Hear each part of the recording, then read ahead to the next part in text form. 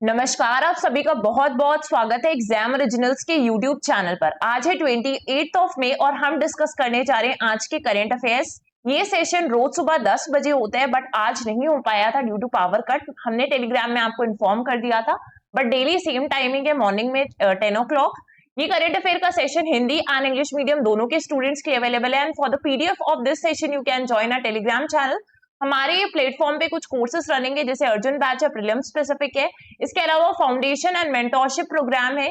और अगर आप एमपीपीएससी की प्रिपरेशन अपने कॉलेज के साथ ही करना चाहते हैं तो 2 ईयर एंड 3 ईयर के फाउंडेशन प्रोग्राम है, प्लस टेस्ट सीरीज भी अवेलेबल है। ये सारी चीजें आपको सेपरेटली हिंदी और इंग्लिश मीडियम में मिलेंगी, सेपरेट बैचेस मिलेंगे। अगर आप डेमो लेक्चर्स देखना चाहते हैं तो अब एग्जाम ओरिजिनल्स का ऐप डाउनलोड कर सकते हैं और बाकी इंफॉर्मेशन के लिए आप ऑफलाइन सेंटर विजिट कर सकते हैं भोपाल में, या फिर ऑनलाइन भी आप कांटेक्ट कर सकते हैं। लास्ट पेज में कांटेक्ट नंबर्स गिवन है। तो आइए स्टार्ट करते हैं आज के करंट अफेयर्स। हम स्टार्ट करेंगे पहली न्यूज से। अब यहाँ पे क्या हुआ है, इजराइल के द्वारा जो रफा सिटी है जो कि इजराइल के सर्दर्न साइड पर आती है, उस पर अटैक किया गया, एयर स्ट्राइक्स की गई और उस एयर स्ट्राइक में इस रफा में जो टेंट कैंप था उसमें 45 लोगों की जाने गई है यहाँ पर। तो इससे पहले भी हमने इस न्यूज को डिस्कस किया है 102 दिन पहले। हम जानते हैं, आप लोग भी जानते हैं कि इजराइल और गाजा का वॉर चल रहा है। इस इजराइल और गाजा के वॉर में आईसीजे जो इंटरनेशनल कोर्ट ऑफ जस्टिस है, यानी कि आपका अंतरराष्ट्रीय न्यायालय है, उसने कुछ ऑर्डर्स दिए थे। इजराइल को यह बोला गया था कि जो भी रफा सिटी है, यहाँ पर रफा क्रॉसिंग है, रफा सिटी यहाँ पर है, और इसमें जो भी इजराइल के द्वारा मिलिट्री ऑपरेशंस चलाए जा रहे हैं उनको इमीडिएटली स्टॉप किया जाए। ठीक है, रफा एक पैलेस्टीनियन सिटी है जो कि सर्दर्न गाजा स्ट्रिप में आती है। आप लोकेशन बहुत अच्छे से याद रखेंगे, कहां पर पड़ती है ये याद रखेंगे।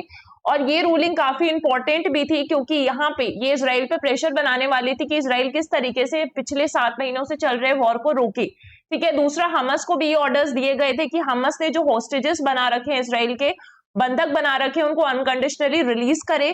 ठीक है, इसके बारे में हमने आईसीजे के बारे में डिस्कस किया था। अगर आपने लेक्चर नहीं देखा है, कल या परसों का लेक्चर था वो, शायद 2 दिन पहले का ही है, तो उसको आप एक बार देख लीजिए बिकॉज आईसीजे के बारे में इंपॉर्टेंट हमने चीजें डिस्कस की थी उसमें। ठीक है, ICJ main organ United Nations का, इसके अलावा से कब स्टैब्लिश हुआ था, 1945 में स्टैब्लिश हुआ था। ठीक है, 1946 के अप्रैल से इसने काम करना शुरू किया था। फिर इसके हेडक्वार्टर्स या सेक्रेटेरिएट कहां पर है, पीस पैलेस हेग में है, नीदरलैंड्स। ठीक है, तो ये सारे हैं उसके ऑर्डर्स, लीगली बाइंडिंग होते हैं, ये सारी चीजें हमने डिस्कस की थी। अब आ जाइए नेक्स्ट न्यूज में। तो यहाँ पर हम पढ़ने वाले हैं आईएमडी के बारे में, इंडियन मेट्रोलॉजिकल डिपार्टमेंट, जिसे कहा जाता है भारत मौसम विज्ञान विभाग। इसके द्वारा फोरकास्ट रिलीज की गई है मॉनसून की, और इस बार ये कहा गया है कि नॉर्मल से अबव मॉनसून देखे जाएंगे। ठीक है, नॉर्मल से थोड़े ज्यादा मॉनसून होंगे और जस्ट 5 डेज में मॉनसून का आगाज होने वाला है, ये भी प्रेडिक्ट किया गया है। किसके द्वारा? इंडियन मेट्रोलॉजिकल डिपार्टमेंट के द्वारा। इसके पहले जो अप्रैल में फोरकास्ट रिलीज किया गया था आईएमडी के द्वारा, उसमें यह बोला गया था कि 87 सेंटीमीटर रेनफॉल होगा इस बार। मतलब इतना नॉर्मल रेनफॉल होता है और इस बार जो है वो इससे 6% ज्यादा होगा, अधिक होगा, इसलिए नॉर्मल से अबव 6% रहेगा ये। ठीक है, और ये भी प्रिडिक्ट किया गया कि जो इंडिया के नॉर्थ ईस्टर्न स्टेट्स हैं वहां पर कम रेनफॉल देखने के लिए मिलेगा, मतलब डिफिशिएंट होगा, कम बारिश होगी। अब जब अच्छी बारिश की बात की गई है तो अच्छी बारिश क्यों होगी, इसके पीछे के कुछ रीजंस भी होते हैं जो आपके लिए जानने काफी इंपॉर्टेंट है। सबसे पहला अगर हम रीजन आपको बताएं कि अच्छी बारिश क्यों होगी, तो हम पहले डिस्कस कर लेते हैं एल नीनो और ला नीना इवेंट के बारे में। मैं इसमें आपको शॉर्टली बता देती हूँ क्योंकि बहुत ही इंपॉर्टेंट चीजें हैं जो आपके प्रीलिम्स में आने की प्रोबेबिलिटी बहुत ज्यादा है, और ला नीना क्योंकि डेफिनेटली टॉपिक्स आपके दिए हुए सेलेबस में। तो अगर हम बोल रहे हैं इस बार के न्यूज के अकॉर्डिंग, तो इस बार स्ट्रॉन्ग से अच्छी बारिश इसलिए होगी क्योंकि स्ट्रॉन्ग ला नीना से वीक एल नीनो बन रहा है। ठीक है, स्ट्रॉन्ग से वीक की तरफ जा रहा है, और दूसरा कंडीशन ये है कि ला नीना का ऑनसेट या अराइवल हो रहा है। तो ये दोनों रीजन है जिसकी वजह से अच्छी बारिश होगी। इसके अलावा और भी चीजें मैं समझाऊंगी आपको। जैसे अगर हम बोलें कि एल नीनो इवेंट बेसिकली है क्या, तो एल नीनो इवेंट में आप देखेंगे, इस इवेंट में जो आपका central and eastern Pacific ocean है, इसकी वार्मिंग होती है। तो central and eastern Pacific ocean यहाँ पे क्या हो रहा है, वार्म हो रहा है, ये आप याद रखेंगे इसमें। और दूसरा अगर हम बात करें ला नीना इवेंट की, तो जस्ट रिवर्स हो जाता है इसी प्रोसेस का, यानी कि जो आपका central plus Pacific eastern Pacific ocean है वो क्या हो जाएगा, कूल हो जाएगा। तो इसमें क्या हो रहा है, warming of central and eastern pacific ocean. La Nina में जस्ट ऑपोजिट या रिवर्स हो रहा है, जिसमें सेंट्रल एंड पैसिफिक ओशन की कूलिंग होती है। ठीक है, ये जो चेंजेस हो रहे हैं पैसिफिक ओशन में और उसके ओवरलाइंग जो एटमॉस्फेयर क्रिएट हो रहा है, उस साइकिल को ही हम क्या बोलते हैं, एल नीनो सर्दर्न ऑसिलेशन या इंसो शॉर्टली रेफर करते हैं। ये चीज आप बहुत अच्छे से ध्यान रखेंगे। इसके अलावा एक और फिनोमेना रिस्पॉन्सिबल होता है जिसको हम बोलते हैं इंडियन ओशियन डायपोल। तो इंडियन ओशियन डायपोल क्या है मैम, आप ये पूछेंगे, तो मैं आपको बता दूं ये भी एक तरीके का क्या है, क्लाइमेट पैटर्न है। और ये जो क्लाइमेट पैटर्न है वो इंडियन ओशियन को इफेक्ट करता है, जिसके वजह से मॉनसून भी इफेक्ट होता है। ठीक है, ये कहां पर आएगा, इंडियन ओशियन डायपोल है तो इंडियन ओशियन रीजन में ही आएगा। अब इसको हम थोड़ा सा आपको एक्सप्लेन करते हैं कि किस तरीके से काम करता है। तो इसके 3 फेजेस होते हैं। सबसे पहला होता है एक पॉजिटिव फेज, एक आएगा आपका नेगेटिव फेज और एक होता है न्यूट्रल फेज। ठीक है, अगर मैं बात करूं पॉजिटिव फेज की, तो आप इंडिया का लोकेशन देखिए कि इस तरीके का लोकेशन है इंडिया का नीचे की तरफ। अब यहाँ पे क्या होता है, आपका ईस्टर्न इंडियन ओशियन पड़ जाएगा और यहाँ पे देखेंगे आप तो इस साइड क्या होगा, वेस्टर्न इंडियन ओशियन होगा। तो ईस्टर्न पार्ट और वेस्टर्न पार्ट आपने देखे। अब मैं बोल रही हूँ कि अगर ये ईस्टर्न पार्ट है और ये वेस्टर्न पार्ट है, तो पहले फेज में क्या होगा कि यहाँ से जो भी वार्म वाटर होगा वो ईस्टर्न साइड से कहां पर मूव कर रहा है, वेस्टर्न साइड में। तो warm water pushed to western Indian ocean, ये पहला स्टेप है। अगर इस साइड आएगा वार्म वाटर, तो यहाँ वाला जो सरफेस वाटर है वो कैसा हो जाएगा, वार्मर देन नॉर्मल हो जाएगा, नॉर्मल से ज्यादा गर्म हो जाएगा। और इसमें जो नीचे ठंडा पानी रहा होगा इस सरफेस के नीचे, वो कहाँ शिफ्ट हो जाएगा, इस साइड शिफ्ट हो जाएगा, ईस्टर्न इंडियन ओशन के साइड पर शिफ्ट हो जाएगा। तो यहाँ पे जो होगा वो क्या हो जाएगा, कूलर देन नॉर्मल हो जाएगा। जो भी सरफेस पानी था यहाँ पे वो कैसा हो जाएगा, नॉर्मल से ठंडा हो जाएगा। तो ये जो फिनोमेना है पॉजिटिव फेज कहलाती है। और इस टाइम पर दूसरा होता है आपका नेगेटिव फेज। ठीक है, पहले मैं समझा दूं आपको। नेगेटिव फेज के दौरान में जब जस्ट इसका रिवर्स होता है कि यहाँ पे क्या हो जाएगा, वार्मर देन नॉर्मल, और इस साइड पे कूलर देन नॉर्मल हो जाएगा। और न्यूट्रल फेज में आप जानते हैं, न्यूट्रल मींस कोई भी चेंजेस नहीं देखने के लिए मिलेंगे, तो न्यूट्रल फेज ही चलता रहेगा। अगर हम बात कर रहे हैं कि इंडिया में अच्छी बारिश हो रही है, तो इसका मतलब ये है कि इंडियन ओशियन का पॉजिटिव फेज चल रहा होगा।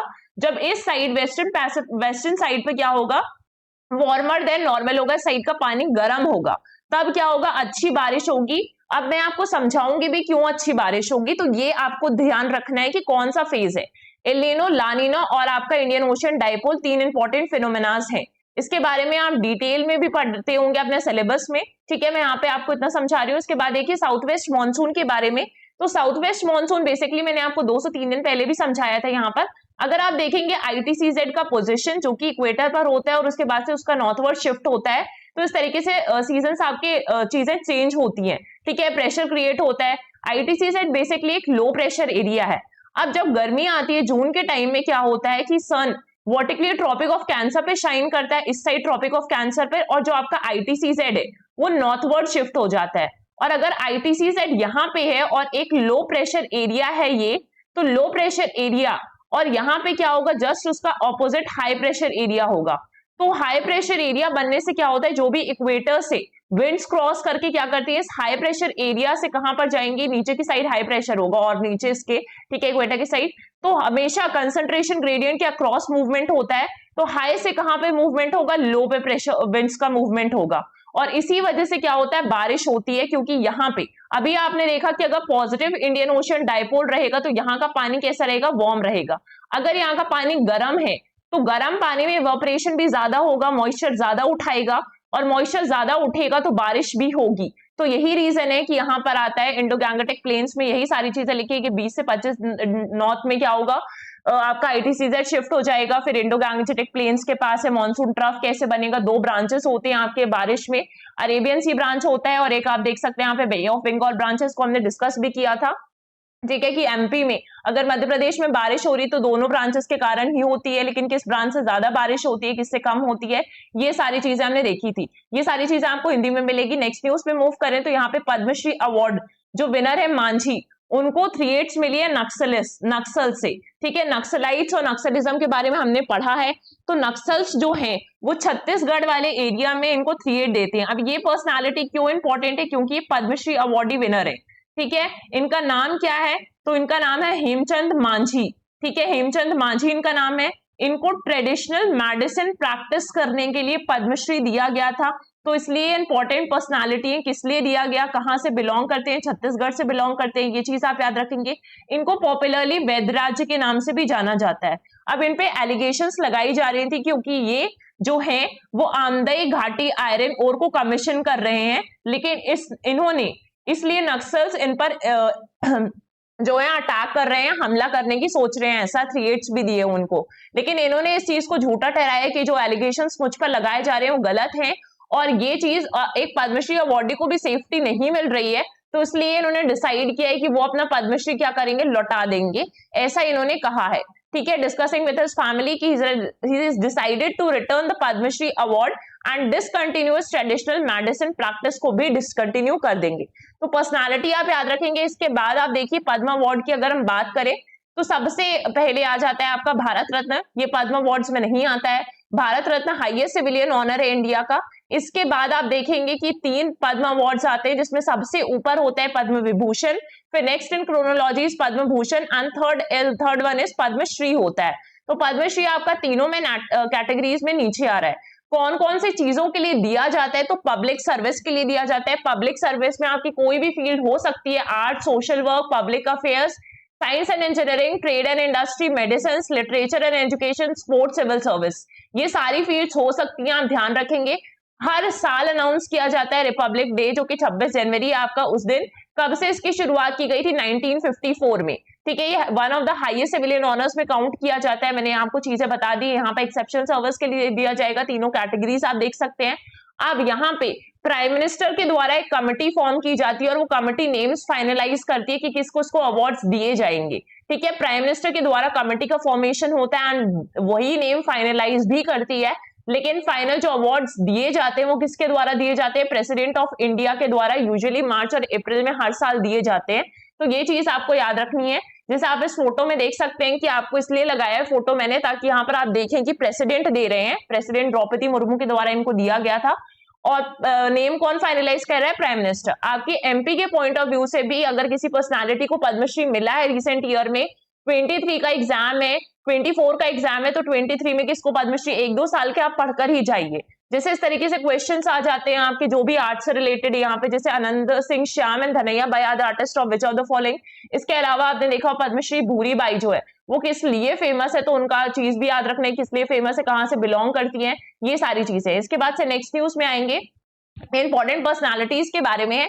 अब यहाँ पे जो डीआरडीओ के चेयरमैन उनको 1 साल का एक्सटेंशन दे दिया गया है। तो जो appointments committee of the cabinet है जो कि अपॉइंटमेंट्स को फाइनलाइज करती है, पीएम के द्वारा हेडेड होती है, उसने ही क्या किया है, जो आपके DRDO defence research development organisation, रक्षा अनुसंधान और विकास संगठन के चेयरमैन है समीर वी कामत, इनका टर्म 1 साल के लिए एक्सटेंड किया है। आपके लिए इसलिए खुशखबरी है क्योंकि आपको 1 साल तक कोई और चेयरमैन का नाम नहीं पढ़ना पड़ेगा। तो अगर अगला प्रीलिम्स भी हो रहा है तो आप सेम चेयरमैन का नाम ही याद रखेंगे। ठीक है, ये चीज होती है, बहुत सारी चीजें बदल दी जाती है और हमें यही दिक्कत आती है कि हम याद कैसे रखें। तो इनका टर्म जो है वो मई 31, 2025 तक कर दिया गया है, ये चीज है। अगर हम डीआरडीओ के बारे में जाने तो ये department of defence research and development के अंदर आती है, जो कि मिनिस्ट्री ऑफ फाइनेंस डिफेंस के अंदर आता है, सॉरी। और यहाँ पे इसका फाउंड कब किया गया था? 1958 में किया गया था। न्यू दिल्ली में इसके हेडक्वार्टर्स हैं और करेंटली चेयरमैन आप याद रखेंगे कि कौन है। ठीक है, इनका फोटो भी आप देख सकते हैं। इसके बाद हम नेक्स्ट टॉपिक डिस्कस करने जा रहे हैं। हाँ, एक और चीज आप मुझे बताएंगे, क्वेश्चन ये है आपका कि हमने 1-2 दिन पहले या शायद कल ही हमने एक और इंपॉर्टेंट पर्सनालिटी डिस्कस की थी जिनका टर्म जो है वो टेन्योर एक्सटेंड किया जा रहा है। आप उनका नाम बताएंगे और उनका जल्दी रिटायरमेंट भी होने वाला है। तो उनकी जगह पर कौन सी पर्सनालिटी है जो उनको रिप्लेस करके उनकी जगह पर आएंगी, तो ये भी याद बताना है आपको मुझे, आएंगी। ठीक है, ये चीज है आपका क्वेश्चन, आप डेफिनेटली मुझे बताइएगा जरूर। इसको आप देखिए, नेक्स्ट न्यूज में आ जाइए, जनरल अवेयरनेस रिलेटेड है। आप देख एक चीज समझिए, यहाँ पर मेंस्ट्रुअल हाइजीन की बात की गई है इंडियन प्रिजन्स में। ठीक है, इंडिया की जो भी जेल वगैरह हैं उसमें मेंस्ट्रुअल हाइजीन विमेन के लिए कितना ध्यान रखा जाता है, ये नहीं, कौन सी पॉलिसीज या स्कीम्स है जो इंडियन गवर्नमेंट ने इंट्रोड्यूस की है कि मेंस्ट्रुअल हाइजीन का मैनेजमेंट किया जाए इंडिया में, क्योंकि बहुत ज्यादा जरूरी है। ठीक है, एक स्टिग्मा नहीं है आज की सोसाइटी में ये, जितना हम पहले समझते थे इस चीज को, लोग समझते थे लेकिन और यहाँ पे महाराष्ट्र के एक प्रिजन में एक सर्वे किया गया जिसमें ये रिवील किया गया कि जो विमेन प्रिजनर्स हैं उनको कितनी वाटर और सैनिटेशन फैसिलिटीज प्रोवाइड की जा रही है। तो अगर आप देखेंगे यहाँ पर हालत इंडिया की, तो इंडिया में अगर विमेन्स के द्वारा क्राइम कमिट किए जाते हैं तो ऑब्वियसली वो कहाँ जाएंगी, जेल जाएंगी, प्रिजन में हैं और प्रिजन में जा रही हैं। लेकिन मेंस्ट्रुअल साइकिल तो उनका वैसे ही चल रहा है ना, तो मेंस्ट्रुअल साइकिल, मेंस्ट्रुएशन हो रहा है, ये जो नेचुरल प्रोसेस है, it is a natural biological process, और इस टाइम पे हाइजीन प्रोवाइड करना उनको बहुत ज्यादा जरूरी है, उसका मैनेजमेंट बहुत ज्यादा जरूरी है, वाटर सैनिटेशन फैसिलिटीज भी प्रॉपर होनी चाहिए इस टाइम पर, ये बहुत ज्यादा जरूरी है। ठीक है, दिक्कत क्या है, अब दिक्कत पहले हम डिस्कस कर लेते हैं कि हमारी सोसाइटी में जो चीजें हैं, अगर हम सोसाइटी में विमेन की तरफ आउटलुक देखें हमारी सोसाइटी का, तो वो क्या बोलती हैं कि अगर किसी औरत ने क्राइम कमिट किया है, ठीक है, क्राइम कमिट नहीं कर सकती, और अगर उसने क्राइम कमिट भी किया है तो अब वो जाए जेल, हमें क्या करना है इससे, ठीक है, जेल जाए, वो कैसे भी रहे। तो इस तरीके की आउटलुक है, हमारी नजरिया यही है सोसाइटी का। और अगर मान लीजिए वो जेल जाती है तो अपने जो भी क्राइम उसने कमिट किया है वो तो उसको पनिशमेंट मिलेगी ही, लेकिन इसके अलावा जो विमेन है मेंस्ट्रुअल टाइम पर जो भी पेन होता है, मेंस्ट्रुएशन के टाइम पे पेन हो रहा है, क्रैम्प्स होते हैं, ठीक है, क्रैम्प्स हो रहे हैं, इसके बाद से अगर वो सेफ्टी प्रोडक्ट्स नहीं यूज कर रही हैं, इन्फेक्शंस होंगे, तो ये सारी बहुत ज्यादा दिक्कतें क्रिएट करता है। अगर हम प्रॉब्लम्स देखें हमारे प्रिजन्स में, इंडिया के जो प्रिजन्स हैं उस टाइम पर प्रॉपर वॉशरूम की फैसिलिटीज नहीं होती है, सबसे बड़ी दिक्कत है, ठीक है, वॉशरूम फैसिलिटीज नहीं होंगी। और अगर आप कितना भी कह लें कि अगर लेकिन हमारे फंडामेंटल राइट्स तो जेल के अंदर भी है ना, और एक वुमेन को कितनी दिक्कत आती है आप समझ सकते होंगे आज के टाइम में, ठीक है, वॉशरूम फैसिलिटीज नहीं है, प्रॉपर सैनिटरी नैपकिन्स नहीं अवेलेबल है, और इसकी जगह उनको क्लोथ यूज करना पड़ता है। अगर क्लोथ यूज कर रही हैं तो उस टाइम पर उनको प्रॉपर डिटर्जेंट्स नहीं दिए जाएंगे, सोप नहीं अवेलेबल है, तो उस क्लोथ को वॉश नहीं कर सकती, सोच सकते हैं कितना इन्फेक्शन होगा।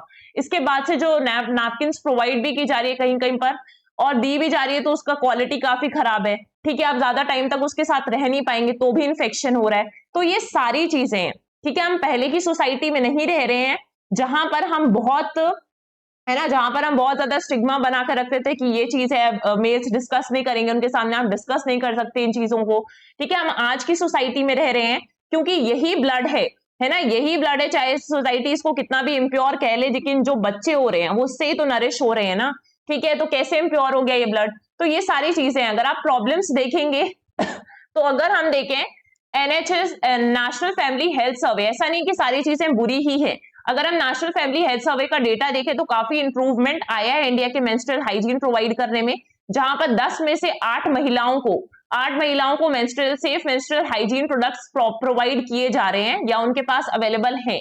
अगर हम अर्बन एरियाज की बात करें और कुछ डेमोग्राफिक्स की बात करें तो यहाँ पे मेंस्ट्रुअल हाइजीन के प्रोडक्ट्स में सेफ्टी भी आई है, लेकिन कुछ वुमेन्स हैं जो जेल में हैं, बेसिकली उनके बारे में डिस्कस किया गया है कि उनको अपनी बेसिक नीड्स के लिए किस तरीके से सफर करना पड़ रहा है।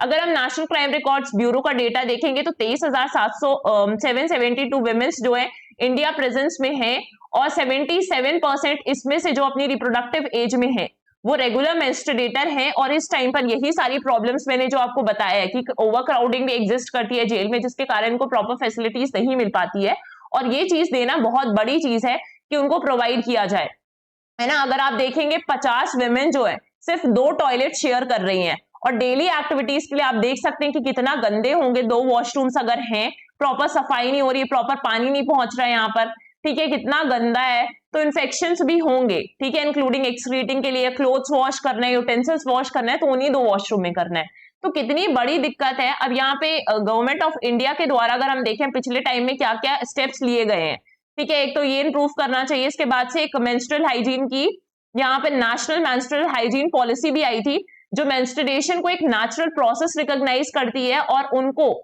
अटेंशन दिया जाना चाहिए, ऐसी डिमांड करती है। तो मेल्स को भी प्रॉपर सेंसिटिव होना चाहिए इस तरफ, ठीक है, फीमेल्स की तरफ इसके लिए, और बाकी सोसाइटी को भी होना चाहिए। जितना भी मेंस्ट्रुइंग इंडिविजुअल्स हैं उनको उनकी सोशियो इकोनॉमिक स्टेटस, चाहे वो गरीब परिवार से हैं या फिर किसी भी तरीके की स्थिति से आई हैं, उनको प्रॉपर प्रोडक्ट्स अवेलेबल करवाए जाने चाहिए, उनको प्रॉपर टॉयलेट्स या फैसिलिटीज दी जानी चाहिए, सैनिटेशन फैसिलिटीज। तो यही सारी चीजें डिस्कस की गई है, तरफ अटेंशन होना चाहिए लोगों का, ठीक है, ये सारा डिस्कशन है। इसके बाद आप देखेंगे नेशनल फैमिली हेल्थ सर्वे आपके लिए इंपॉर्टेंट है कि होता क्या है, तो एक लार्ज स्केल मल्टी राउंड सर्वे है जो इंडिया की ministry of health and family welfare के द्वारा कंडक्ट किया जाता है, जो कि इंफॉर्मेशन देता है हेल्थ एंड पॉपुलेशन डायनेमिक्स में। टेक्निकल गाइडेंस कहां से प्रोवाइड किया जाता है? International institute of population sciences Mumbai की तरफ से, और ये हर 3 साल में कंडक्ट होता है। वैसे कभी कभी डिले भी हो जाता है, लेकिन एक्चुअली में ऑफिशियली इसकी टाइमिंग 3 इयर्स ही दी हुई है। इसके बाद फंडिंग मिलती है, पैसा कहां से आता है इसको कंडक्ट करवाने का? तो यूसैड है, bill and Melinda Gates foundation है, यूनिसेफ हो गया, यूएनएफपीए है, ठीक है। इसके बाद से आपका MOH, ministry of health and family welfare है। इसके तरफ से अभी तक कितने बार हो चुका है? 5 बार हो चुका है। आप ईयर्स देख सकते हैं कि कब कब हुआ है।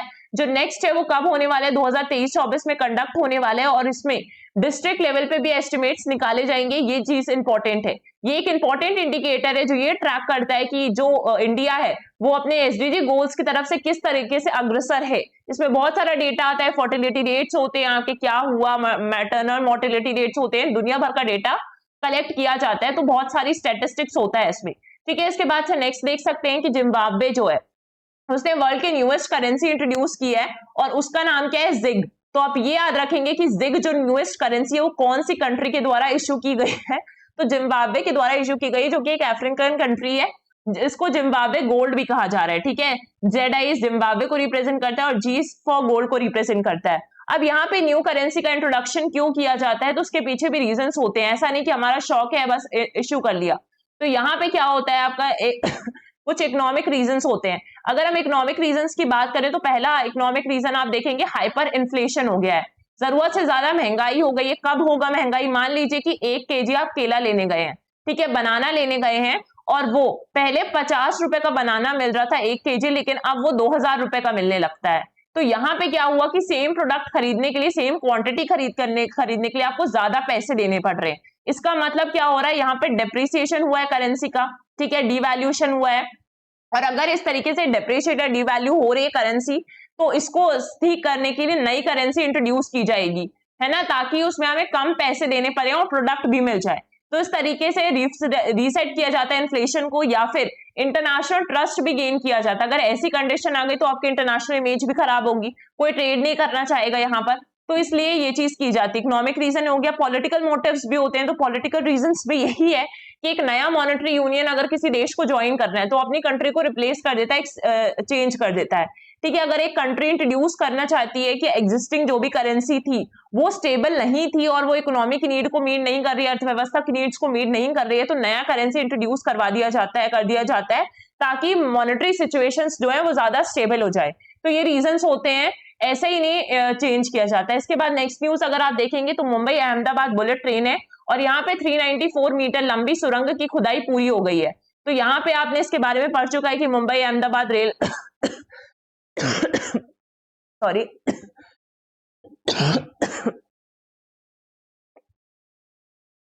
इसके बारे में मैंने आपको बताया था। अब इसके लिए जो टनल बनाई जा रही है 394 मीटर की टनल है, काफी लंबी है, तो इसका काम पूरा हो गया है। और इसके जो भी टारगेट्स हमने ये पढ़े थे कि थोड़ा उससे पीछे चल रहा है, 2028 तक इसका काम पूरा होगा, तो डिले चल रहा है, पर इस टनल का काम पूरा हुआ है। तो ये है, इसके बारे में आपने पढ़ा है कितने मीटर की टनल बन रही है। इसके बाद से यहाँ पे आपके बुलेट ट्रेन चलाई जाएंगी। तो ये सारी चीजें। अगर हम एमपी की न्यूज की बात करें तो एमपी की न्यूज में देश में 20 लाख लोगों को बीसीजी वैक्सीन दिया गया है।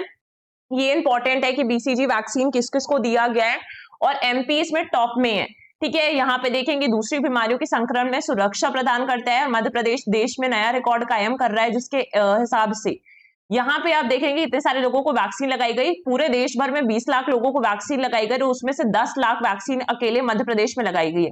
सबसे ज्यादा वैक्सीन कहाँ लगी गई है? तो यहाँ पे सबसे ज्यादा वैक्सीन देखेंगे छिंदवाड़ा में लगाई गई है, तो सबसे आगे है, और सबसे कम अशोकनगर पे लगाई गई है, ठीक है। ईस्ट और थोड़ा सा नीचे साउथ ईस्टर्न साइड और वेस्टर्न साइड, यहाँ पे छिंदवाड़ा, यहाँ पे आपका अशोकनगर, सॉरी, है ना, ऊपर की साइड आता है ना अशोकनगर, तो नॉर्थन साइड।